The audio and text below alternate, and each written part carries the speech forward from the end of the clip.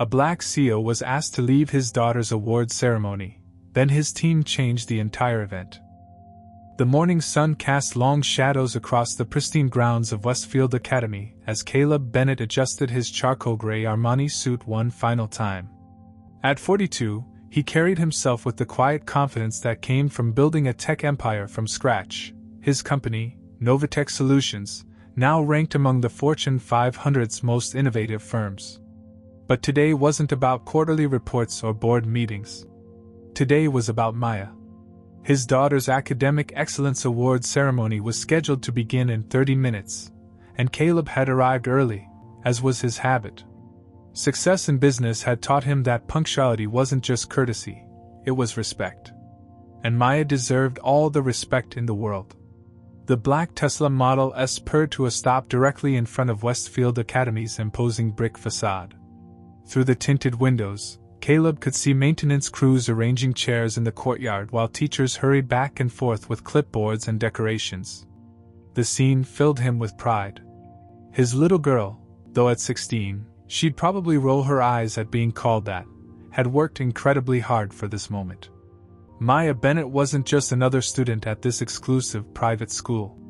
She was the top of her class in advanced mathematics and computer science, captain of the debate team, and had just secured early admission to MIT. More importantly to Caleb, she'd done it all while maintaining the values he and his late wife Sarah had instilled in her: integrity, compassion, and the courage to stand up for what's right. Caleb stepped out of the car, his Italian leather shoes clicking against the cobblestone driveway. He'd chosen this outfit carefully, not to impress anyone, but because Maya had once told him he looked CEO official in this particular suit. She'd been 12 then, giggling as she straightened his tie before a major investor presentation. The memory still made him smile. He pulled out his phone to text Maya, letting her know he'd arrived, when movement from his peripheral vision caught his attention. A woman in her 50s, wearing a Westfield Academy staff badge, was approaching with purposeful strides. Her expression was stern, almost suspicious, as she looked him up and down. "Excuse me," she said, her voice carrying an unmistakable edge of authority mixed with something else, something that made Caleb's stomach tighten with recognition. "Drivers need to wait at the curb or in the parking lot. This area is for parents only." The words hit him like a physical blow, but Caleb kept his expression neutral. He'd learned long ago that his first reaction in moments like these could determine everything that followed. Stay calm. Stay dignified. Don't give them ammunition. "I understand the confusion," he said, his voice steady and professional. "I'm actually Maya Bennett's father. Caleb Bennett." He extended his hand in greeting, maintaining eye contact. "I believe I'm a few minutes early, but I didn't want to risk being late for the ceremony." The staff member, her badge read Linda Morrison, Administrative Coordinator, didn't take his offered hand. Instead, she looked at him with barely concealed skepticism, her eyes scanning from his expensive suit to his luxury car and back again. The pause stretched uncomfortably long. "Right," she said finally, the single word dripping with disbelief. "Well, regardless, this is a restricted area during setup. School policy." She gestured vaguely toward the street. "You'll need to move your vehicle." Caleb felt the familiar burn in his chest, the same feeling he'd experienced countless times throughout his career when people assumed he couldn't possibly belong in boardrooms, at investor meetings, or accepting industry awards. The difference was that those situations involved his professional life. This was about Maya, and that made it infinitely more painful. "Ms. Morrison," he said, reading her badge, "I completely respect school policy. But I want to make sure there's no misunderstanding. I'm Maya Bennett's father, and I'm here for her Academic Excellence ceremony. Perhaps you could check your parent list, or I could show you my driver's license if that would help clarify things." Linda Morrison's expression hardened. She glanced around, seemingly checking to see if anyone was watching their interaction, then leaned slightly closer. "Sir, I don't know what game you're playing, but I've been at this school for 15 years. I know our families." Her voice dropped to a harsh whisper. "Now I'm asking you nicely to move along before I have to call security." The threat hung in the air between them like a toxic cloud. Caleb stood frozen for a moment, processing the full weight of what was happening. Here he was, a successful CEO who employed over 3,000 people, who had donated more than $2 million to educational initiatives, who had built his company on principles of equality and innovation, being threatened with security for the crime of being a black man in an expensive suit. But what hurt most wasn't the personal insult. It was the thought of Maya inside, probably adjusting her graduation cap and checking her speech notes, excited for her father to witness her moment of triumph. She'd worked so hard for this day, and now it was being tainted by someone's prejudice and assumptions. Linda Morrison turned on her heel and walked away before Caleb could respond, her message clear. The conversation was over, and she expected compliance. Standing alone by his car, Caleb felt the weight of a familiar choice. He could make a scene, demand to speak to the principal, insist on his rights as a parent and a human being. Part of him wanted to do exactly that, to channel the anger building in his chest into action that would leave no doubt about who he was and what he'd accomplished. But Maya's face appeared in his mind, her bright smile, her excitement about today, her trust that her dad would be there cheering her on. Making a scene now would risk turning her special day into something else entirely. It would put her in the position of having to defend her father instead of celebrating her achievements. With practiced composure that had served him well in countless difficult business negotiations, Caleb got back into his car.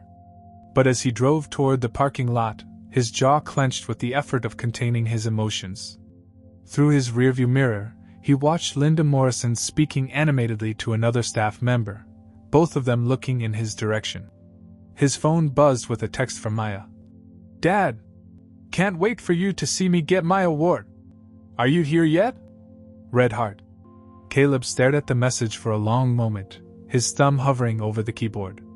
How do you tell your daughter that her special day has just been contaminated by someone's inability to see past skin color?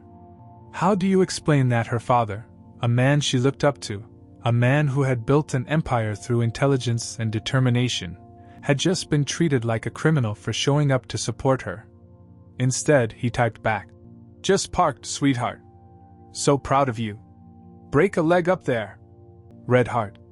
As he sat in his car in the far corner of the parking lot, watching other parents, all of them white, walk confidently through the front doors of Westfield Academy, Caleb Bennett made a decision. This moment would not define Maya's day, but it would not be forgotten either. He pulled out his phone and scrolled to a familiar contact, Dana Rodriguez, his executive assistant and one of the most capable people he'd ever worked with. If anyone could help him navigate this situation with the precision and strategy it deserved, it was Dana. The message he sent was simple. "At Maya's ceremony. Need you to document something. I'll explain later." What Caleb didn't know was that Dana was already at Westfield Academy, positioned near the entrance with the company's media team, preparing to capture footage of Maya's ceremony for a planned feature about work-life balance and family values in corporate leadership. She had arrived early to coordinate with the school's communications department and had witnessed the entire exchange between Caleb and Linda Morrison from inside the building. As Caleb sat in his car, trying to process what had just happened, Dana was already moving into action. She understood immediately that this wasn't just about one man's hurt feelings. This was about a pattern of assumptions and prejudices that needed to be addressed with the same strategic thinking they brought to business challenges. The ceremony would begin in 20 minutes. Maya would receive her award and give her speech about the importance of education in creating positive change. And somewhere in the audience, when the moment was right, her father would be there to witness it all. But the real story, the one that would ultimately transform not just this school but countless others, was just beginning to unfold. 23 minutes had passed since the confrontation, and Caleb remained in his car, watching the steady stream of parents making their way into the academy. Each family that walked through those front doors, laughing, chatting, taking photos, served as a reminder of the simple dignity that had been stripped from him. He'd built Novatech from a small startup in his garage to a company that revolutionized cloud computing for healthcare systems. He'd been featured on the cover of Forbes, delivered keynote speeches at tech conferences worldwide, and employed thousands of people who respected his vision and leadership. Yet here he sat, banished to a parking lot like an unwelcome intruder. The irony wasn't lost on him. Just last month, he'd written a substantial check to Westfield Academy's scholarship fund, a donation that would allow 3 deserving students from underprivileged backgrounds to attend this prestigious institution. The development director, Mrs. Patterson, had personally thanked him, calling him a beacon of hope for educational equality. Apparently, that beacon wasn't bright enough for Linda Morrison to recognize. His phone buzzed with another message from Maya. "Ceremony starts in 15 minutes. They're setting up the cameras and everything. This is so exciting." Cameras. Caleb's heart sank further. Maya had mentioned that the school was documenting the ceremony, but he'd forgotten that Dana had arranged for Novateka's media team to capture footage as well. The plan had been to create a heartwarming piece about corporate leadership and family values, a story that would showcase how successful professionals could maintain strong relationships with their children while building meaningful careers. Now that narrative felt like a cruel joke. Inside the academy, Dana Rodriguez stood near the entrance, her practiced eye surveying the setup while her mind raced with strategic calculations. At 35, she'd been Caleb's right hand for 7 years, helping him navigate everything from hostile takeovers to congressional hearings. She understood power dynamics, media narratives, and the delicate art of turning challenges into opportunities. But this situation required something different. This was personal. Dana had positioned herself strategically, ostensibly coordinating with the school's communications team while actually maintaining a clear view of both the entrance and the parking lot. She'd watched the entire exchange between Caleb and Linda Morrison through the glass doors, her jaw tightening with each passing moment. The interaction had been subtle enough that most people wouldn't have noticed anything unusual. But Dana knew Caleb well enough to read the tension in his shoulders, the careful control in his movements. She'd seen him navigate boardrooms full of skeptical investors, handle hostile press conferences, and maintain his composure during the most challenging negotiations. This was different. This was personal humiliation masquerading as policy enforcement. She'd already begun documenting everything: timestamps, witness observations, photographic evidence of the setup and crowd. Her phone contained a series of discrete photos showing other parents freely accessing the restricted area that Caleb had been barred from entering. The double standard was clear and undeniable. "Ms. Rodriguez?" A voice interrupted her observations.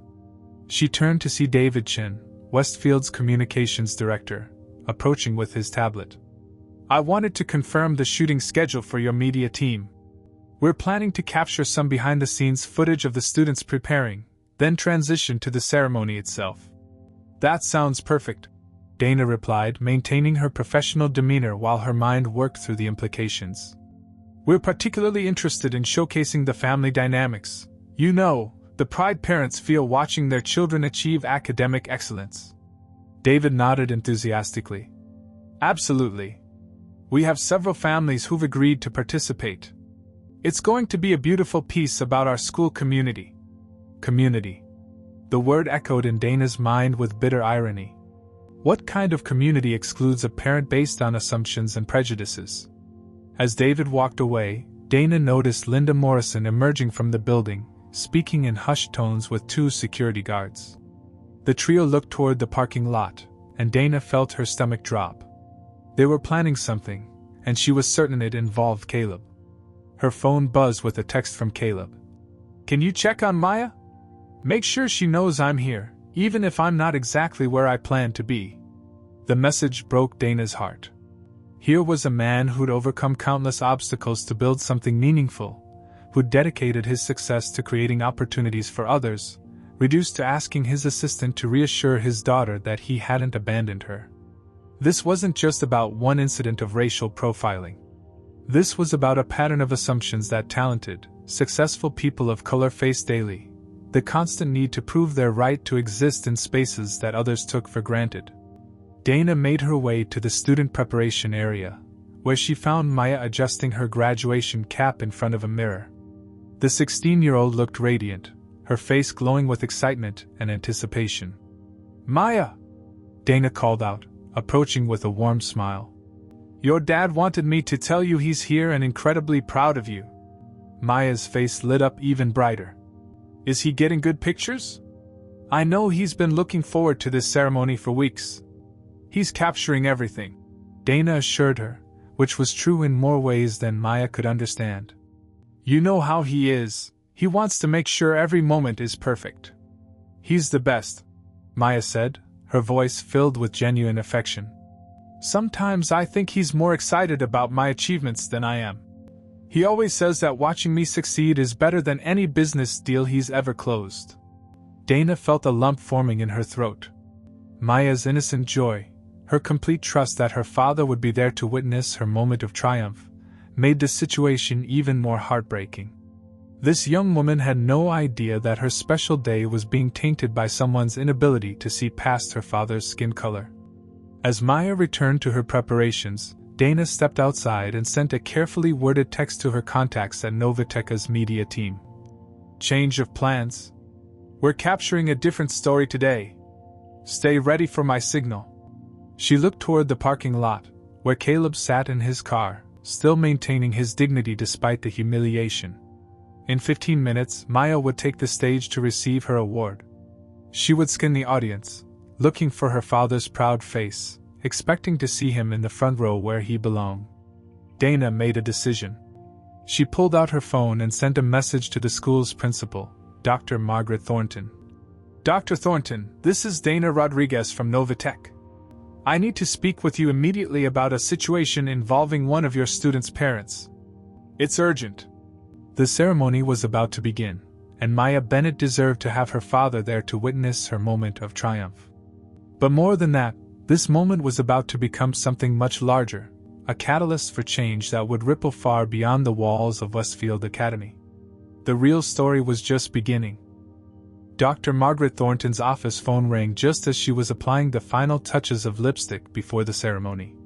As Westfield Academy's principal for 12 years, she prided herself on running a school where every detail was managed with precision. Today's academic excellence ceremony was no exception, or so she thought. "Dr. Thornton, this is Dana Rodriguez from Novatech Solutions." The voice on the other end was professional but carried an unmistakable urgency. "I'm calling about Caleb Bennett, Maya Bennett's father. There's been a serious misunderstanding that needs immediate attention." The principal's stomach dropped. She knew exactly who Caleb Bennett was, not just as Maya's father, but as one of their most generous benefactors and a prominent figure in the tech industry. More importantly, she'd personally invited him to consider joining their board of trustees. "What kind of misunderstanding?" Dr. Thornton asked, though she had a sinking feeling she already knew. Dana's response was measured but pointed. "Mr. Bennett was approached by your staff member, Linda Morrison, who assumed he was a driver and asked him to leave the parent area. Despite identifying himself as Maya's father, he was threatened with security and forced to move to the parking lot." The silence that followed was deafening. Dr. Thornton closed her eyes, immediately understanding the gravity of the situation. This wasn't just a misunderstanding, this was a potential disaster that could destroy the school's reputation and, more importantly, cause irreparable harm to one of their brightest students and her family. Meanwhile, in a conference room adjacent to the ceremony venue, Dana had quickly assembled Novateca's media team for an emergency strategy session.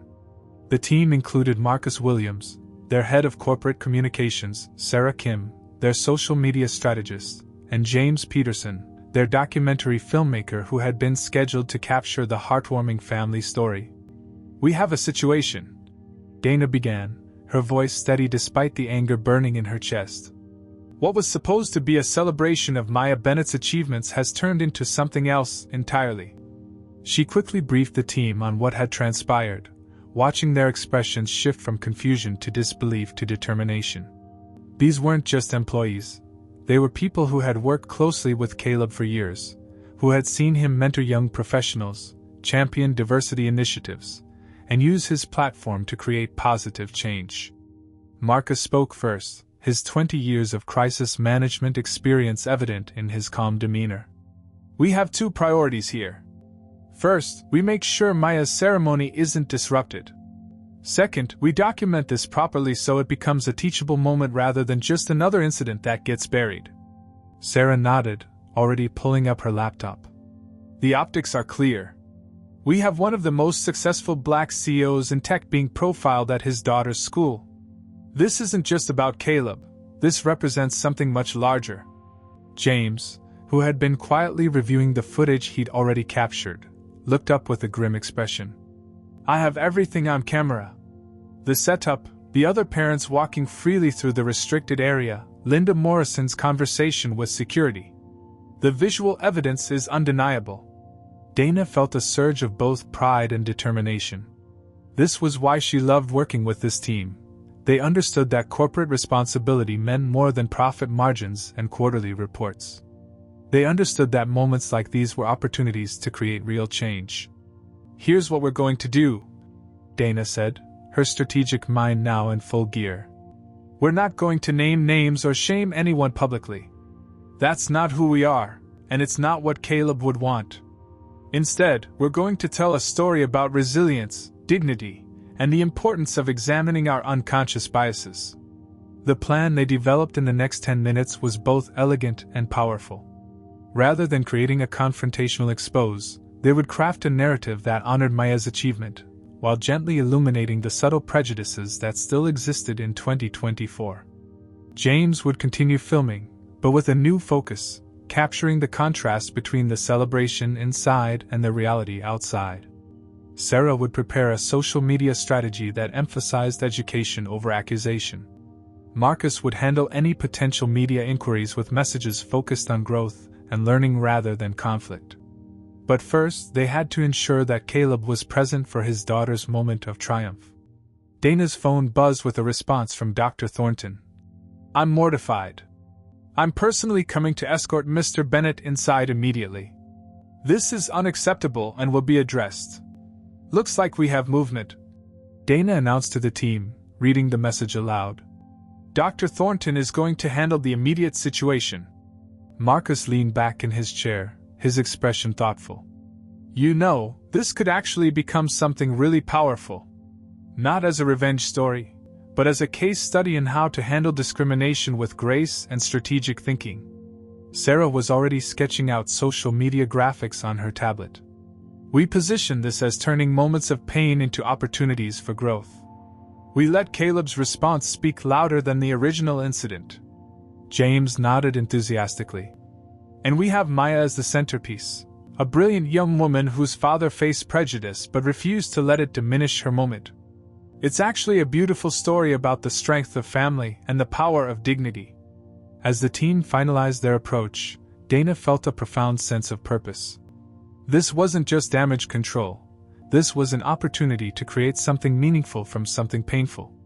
They would honor Maya's achievement, showcase Caleb's character, and create a conversation about unconscious bias that might prevent other families from experiencing the same humiliation. Her phone rang again. This time it was Caleb. Dana, Dr. Thornton just reached out. She's on her way to personally escort me inside. His voice carried a mixture of relief and residual hurt. I want to handle this carefully. Maya doesn't know what happened, and I'd like to keep it that way for now.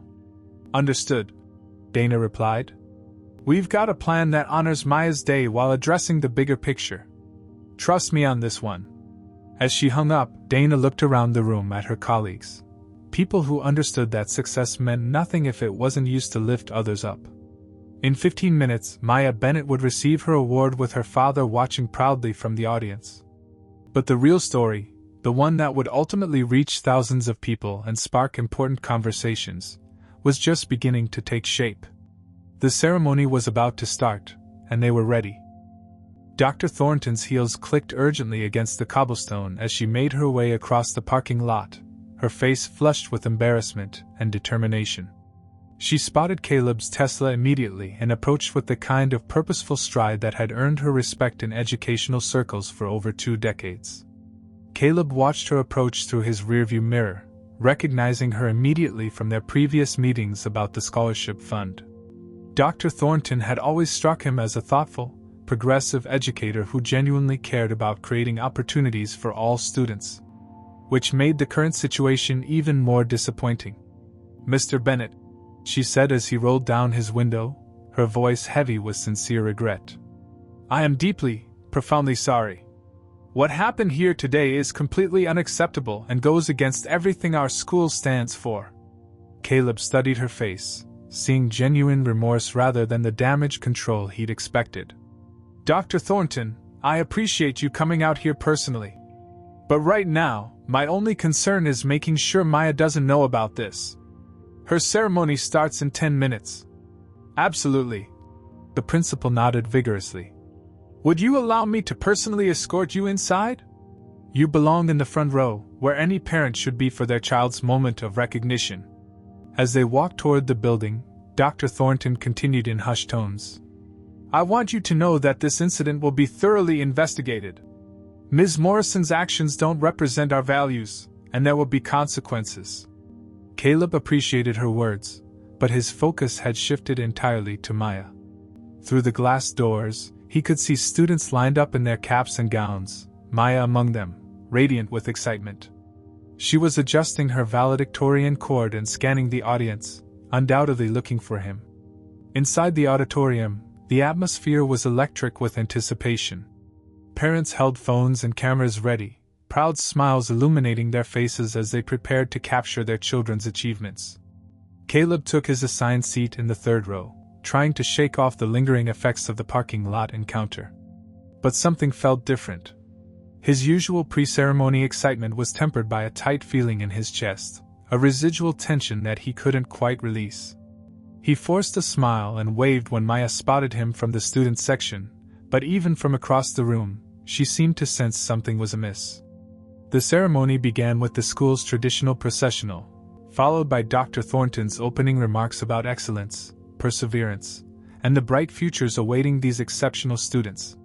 When Maya's name was called for the Academic Excellence in Mathematics and Computer Science Award, Caleb felt his heart swell with pride despite everything that had happened. Maya walked across the stage with poise beyond her 16 years, her smile brilliant as she accepted her award. But as she looked out into the audience, her eyes found her father's face, and something in his expression made her smile falter slightly. Where she expected to see unbridled joy, she saw something more complex, pride mixed with an emotion she couldn't quite identify. Caleb realized his daughter was reading him too well. He straightened in his seat and gave her his biggest smile, the one she called his CEO confidence smile. Maya's face brightened immediately, and she gave a small wave before returning to her seat. The ceremony continued with speeches and additional awards, but Caleb found his attention drifting.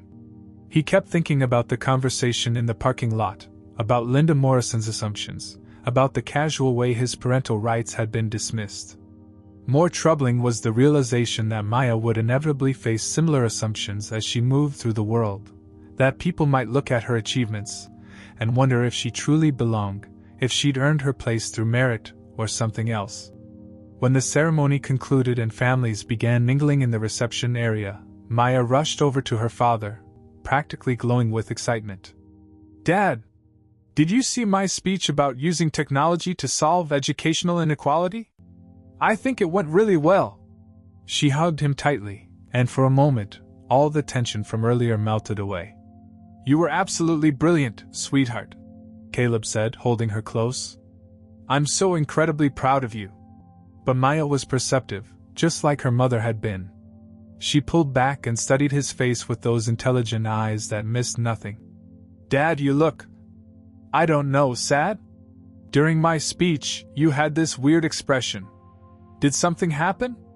The ride home was quiet initially, with Maya chattering excitedly about her plans for MIT and her ideas for her senior project. But eventually, her questions became more direct. "Seriously, Dad, what's wrong? You've been acting strange since the ceremony. Usually, you're talking nonstop after these events, analyzing every speech and telling me how proud you are. Tonight you're just quiet." Caleb gripped the steering wheel tighter, debating how much to share. Maya was smart, mature for her age, and deserved honesty. But she was also his little girl, and he wanted to protect her from the ugly realities of prejudice for as long as possible. "Maya," he said finally, his voice gentle but serious. "Sometimes adults make assumptions about people based on how they look rather than who they are. Today, before the ceremony, someone at your school made an assumption about me that wasn't very nice." Maya's expression shifted from curiosity to concern to anger in rapid succession. "What kind of assumption?" Caleb chose his words carefully. "They thought I was someone else, someone who wasn't supposed to be there. It took a little while to clear up the misunderstanding. Someone thought you didn't belong at my ceremony?" Maya's voice rose with indignation. "Dad, you're literally one of the most successful people I know. You've donated money to that school. How could they think?" She stopped mid-sentence as understanding dawned. Oh. The weight of that single syllable hung between them. Maya understood, perhaps for the first time, that her father's success, his expensive suits, his achievements, might not be enough to shield him from other people's prejudices. "I'm so sorry, Dad," she said quietly, tears forming in her eyes. "That's not fair. That's not right." Caleb pulled into their driveway and turned to face his daughter. "Maya, listen to me. We don't need to shout when things like this happen. We don't need to get angry or seek revenge. We show them who we are through our actions, our character, and our refusal to let their assumptions define us." Maya wiped her eyes and looked at her father with a new understanding. "Is that why you looked sad during my speech? Because you were thinking about what happened?" "No, sweetheart," Caleb said, reaching over to squeeze her hand. "I looked that way because I was thinking about how proud I am of you, and how much I want to make sure the world sees you the way I do, as brilliant, capable, and deserving of every opportunity." That night, as Maya went to bed with her award prominently displayed on her desk, Caleb sat in his study reflecting on the day's events. His phone buzzed with messages from Dana, updating him on the team's plans, but he set it aside for now. Tomorrow, they would begin the process of turning this painful moment into something constructive. But tonight, he was simply a father who had watched his daughter shine, despite the shadows that had tried to dim her light. 1 week after the ceremony, the Novatech communications team had transformed a moment of humiliation into something extraordinary. The conference room on the 47th floor of their downtown headquarters buzzed with creative energy as they put the finishing touches on what would become one of the most impactful corporate social responsibility pieces of the year. James Peterson adjusted his editing timeline one final time, reviewing the 3-minute documentary that had evolved far beyond their original family-friendly corporate video. The piece opened with Maya's radiant smile as she accepted her award, her voice clear and confident as she spoke about using technology to bridge educational gaps. The footage was beautiful, inspiring, exactly what they'd planned to capture. But then came the twist that no one had expected to document. "The transition here is perfect," Sarah Kim said, pointing to the screen where the scene shifted from Maya's triumph to subtle shots of the parking lot, other parents freely accessing the restricted area, and finally, a distant shot of Caleb sitting alone in his car. "It tells the story without exploiting the pain." The documentary's power lay not in sensationalism, but in its quiet dignity. There were no dramatic confrontations, no angry accusations, no footage of Linda Morrison's face. Instead, James had crafted a narrative that focused on resilience, character, and the subtle ways that assumptions could impact even the most successful individuals. Marcus Williams leaned back in his chair, satisfied with their approach. "We've got something here that's educational without being preachy, personal without being exploitative. The message is clear. This isn't about one incident at one school. This is about examining the unconscious biases we all carry."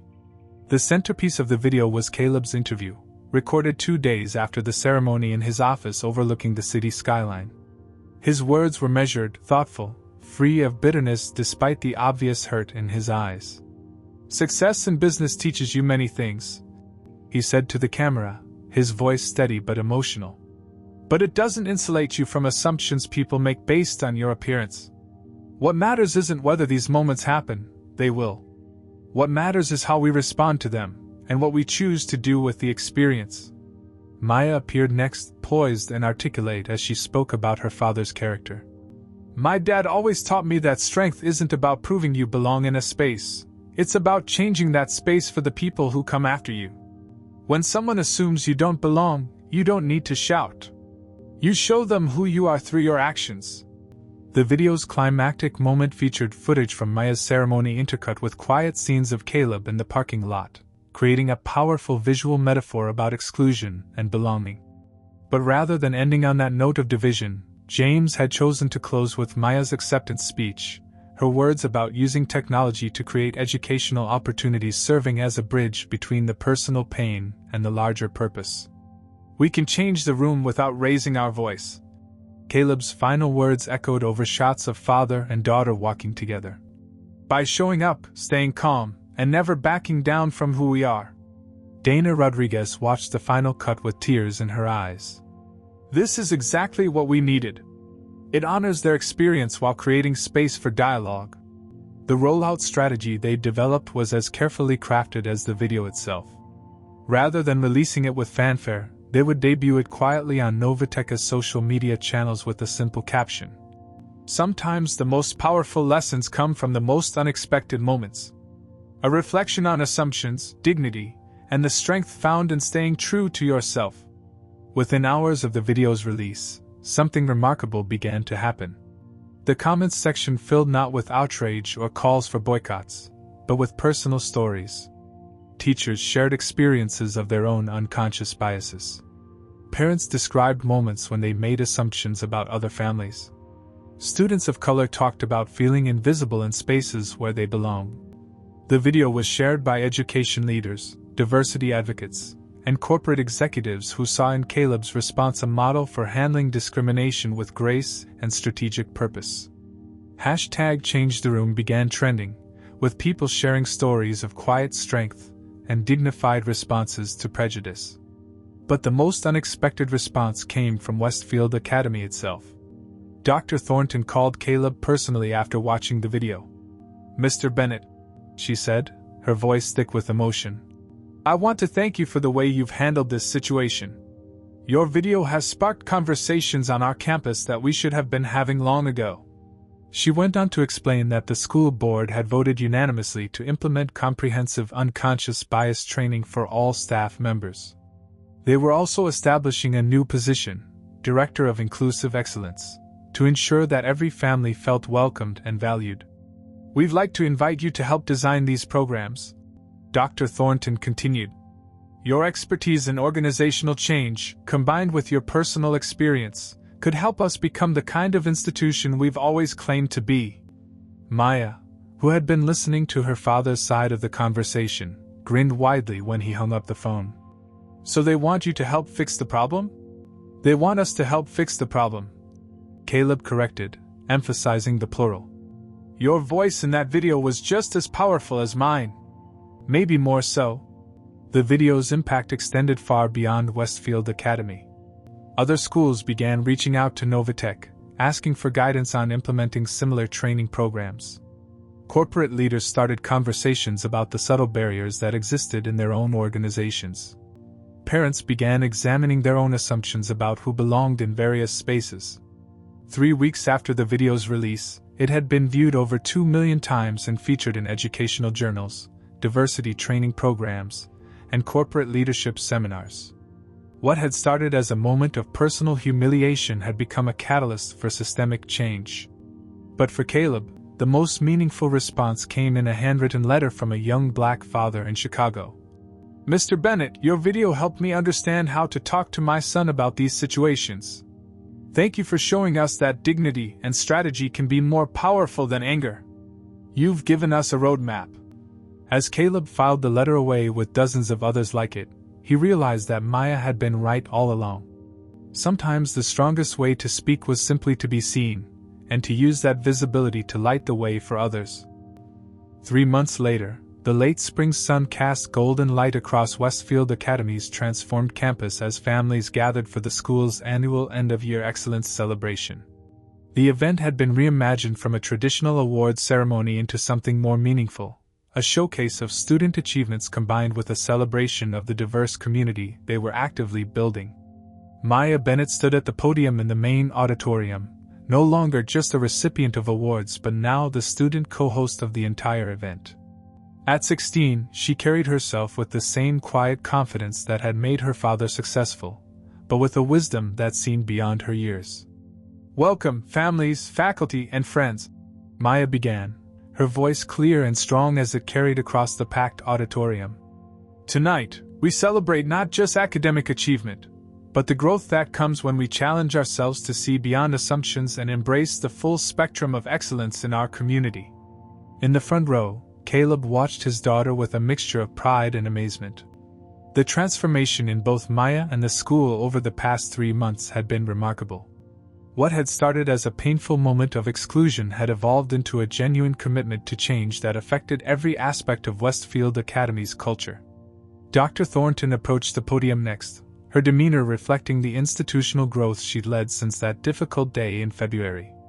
"This year has taught us that true excellence isn't just about individual achievement, it's about creating an environment where every person feels valued, seen, and supported in reaching their potential." She gestured toward the audience, which now reflected a diversity that hadn't existed at previous school events. The scholarship program Caleb had initially funded had expanded significantly, bringing students from various backgrounds into the Westfield community.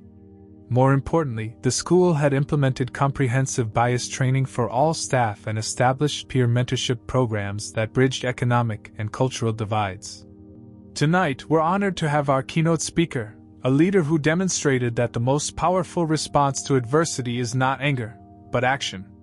Please welcome Novatech CEO and Westfield Academy parent, Caleb Bennett. The applause was genuine and sustained as Caleb walked to the podium. But what struck him most was the sight of Linda Morrison in the third row, applauding along with everyone else. She had been one of the first staff members to complete the bias training program and had since become an advocate for inclusive practices. Their eyes met briefly, and she offered a small nod of acknowledgement, not of forgiveness, because none was needed, but of growth and understanding. "Thank you," Caleb began, his voice carrying the same measured confidence that had served him in boardrooms around the world. 3 months ago, I sat in a parking lot outside this building, feeling excluded from my daughter's moment of triumph. Tonight, I stand before you not as someone seeking vindication, but as a parent who has witnessed the power of institutional courage." He paused, looking out at the diverse faces in the audience, students, parents, faculty, and community members who had come together around a shared commitment to growth. "Change is uncomfortable," he continued. "It requires us to examine our assumptions, challenge our comfort zones, and admit when we've fallen short of our values. But the alternative, maintaining systems that exclude and diminish, is far more uncomfortable for those who experience it." Maya watched her father from the side of the stage, remembering their conversation that night after her original ceremony. He had kept his promise. He had shown them who he was through actions rather than anger, and in doing so, had created space for genuine transformation. "My daughter taught me something important recently," Caleb said, glancing toward Maya with a smile. "She said that strength isn't about proving you belong in a space, it's about changing that space for the people who come after you. Tonight, I see a space that has been changed not by one person, but by an entire community willing to do the hard work of growth." As he concluded his remarks, Caleb's eyes found Dana Rodriguez in the audience, surrounded by several Novatech colleagues who had volunteered to mentor Westfield students. Their documentary had sparked a movement that extended far beyond corporate social media. It had created a template for turning moments of exclusion into opportunities for institutional change. The evening continued with student presentations, musical performances, and recognition ceremonies. But the most powerful moment came near the end, when Maya returned to the podium for closing remarks. "This year, I learned that sometimes the most important lessons happen outside the classroom," she said, her voice carrying a maturity that surprised even her father. "I learned that dignity in the face of adversity creates more change than anger ever could. I learned that true excellence means lifting others as you climb." She looked directly at her father, her eyes bright with affection and respect. Thank you, Dad, for showing me that the strongest way to speak is simply to be seen, and to use that visibility to light the way for others. As the ceremony concluded and families mingled in the reception area, Caleb found himself in conversation with parents from backgrounds as diverse as the students themselves. The scholarship program had brought together families who might never have met otherwise, creating a community built on shared values rather than shared circumstances. Linda Morrison approached him during the reception, her expression sincere and humble. "Mr. Bennett, I want you to know that your response to my mistake taught me more about leadership than any seminar ever could. Thank you for handling that moment with such grace." Caleb shook her hand warmly. "We all have moments when our assumptions get the better of us. What matters is what we do afterward." As the evening wound down and families began to leave, Maya linked her arm through her father's as they walked toward the parking lot, the same parking lot where he had sat 3 months earlier, feeling excluded and diminished. "You know what's funny?" Maya said as they reached their car.